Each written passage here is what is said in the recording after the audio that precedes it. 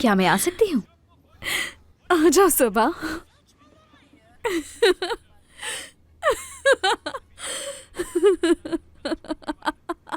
आप नीचे नहीं आई तो मैंने सोचा यहीं ले आऊं।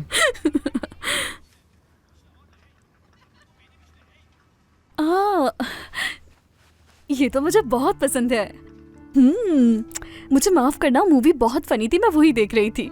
आपको इस तरह खुश देखकर अच्छा लगा। अब तो मुझे खुद नहीं मालूम कि मैं किन ख्यालों में रहती हूँ,